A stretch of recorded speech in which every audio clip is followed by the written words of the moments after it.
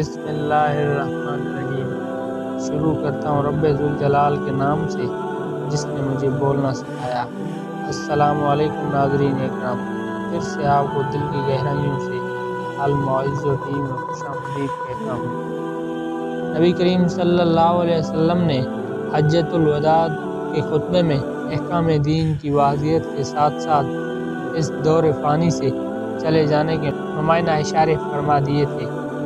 حجۃ الوداع سے فارغ ہو کر آپ صلی اللہ علیہ وسلم مدینہ منورہ تشریف لے آئے۔ آپ صلی اللہ علیہ وسلم اپنا زیادہ تر وقت عبادت الہی میں گزارتے تھے۔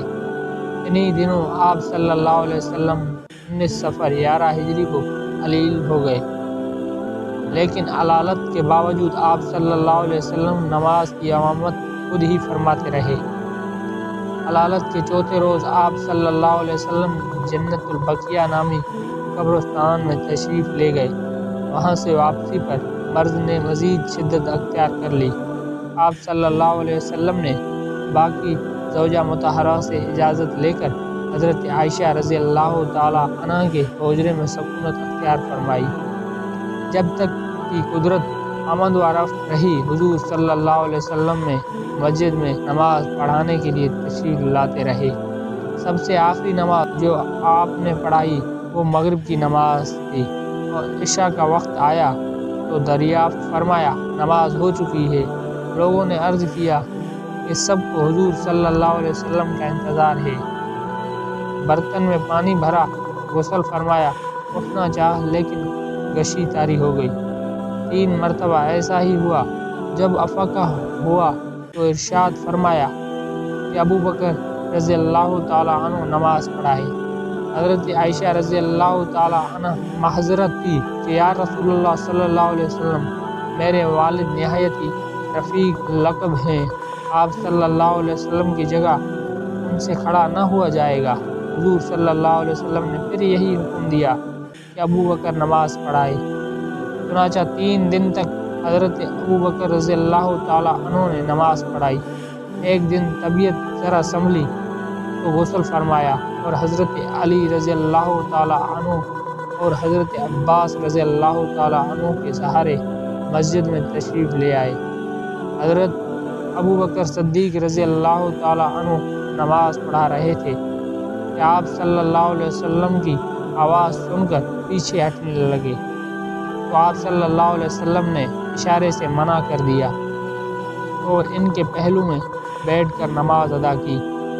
نماز کے بعد آپ صلی اللہ علیہ وسلم نے آخری خطبہ دیا، اللہ تعالیٰ کی حمد و ثنا کی اور فرمایا، اے لوگوں، اگر کسی کا مجھ پر کوئی حق ہے تو مجھ سے لے لے، اگر میں نے کسی پر ظلم کیا ہے تو مجھ سے بدلہ لے لے یا معاف کر دے، تاکہ میں اپنے رب کے پاس بالکل پاک ہو کر جاؤں۔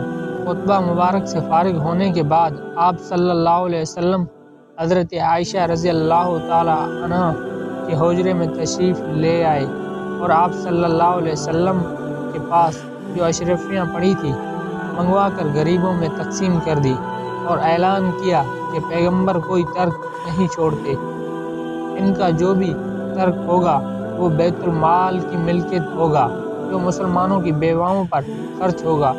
وصال والے دن طبیعت کو ذرا سکون ہوا، مگر تھوڑی سی دیر بعد طبیعت خراب ہو گئی اور بے چینی بڑھتی گئی، چہرے مبارک پر پسینہ آتا رہا۔ حضرت فاطمہ رضی اللہ تعالی عنہ آپ صلی اللہ علیہ وسلم کو دیکھ کر پریشان تھی۔ آپ صلی اللہ علیہ وسلم نے فرمایا، آج کے بعد تمہارا باپ بے چین نہیں ہوگا۔ آخر پہر کے وقت آپ صلی اللہ علیہ وسلم نے مسواک کی اور پھر انگلی اٹھا کر 3 مرتبہ فرمایا، اب بڑا رفیق درکار ہے۔ اس کے بعد آپ صلی اللہ علیہ وسلم کا وصال ہو گیا۔ یہ واقعہ 12 ربیع الاول 11 ہجری بروز سوموار کو پیش آیا۔ اس وقت آپ صلی اللہ علیہ وسلم کی عمر 63 سال تھی۔ وصال کی خبر سنتے ہی صحابہ کرام رضی اللہ تعالی عنہ انتہائی غمگین ہو گئے۔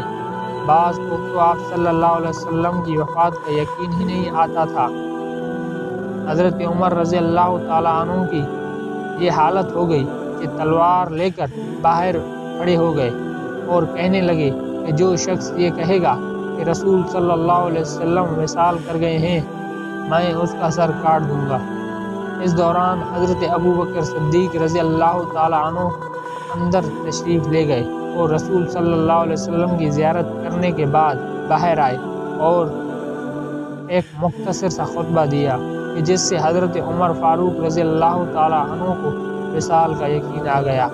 حضرت علی رضی اللہ تعالیٰ عنہ اور حضرت فیصل بن عباس رضی اللہ تعالیٰ عنہ نے آپ صلی اللہ علیہ وسلم کو غسل دیا۔ اگلے روز آپ صلی اللہ علیہ وسلم کا جسم حضرت عائشہ رضی اللہ تعالیٰ عنہ کے حجرے میں دفن کر دیا گیا۔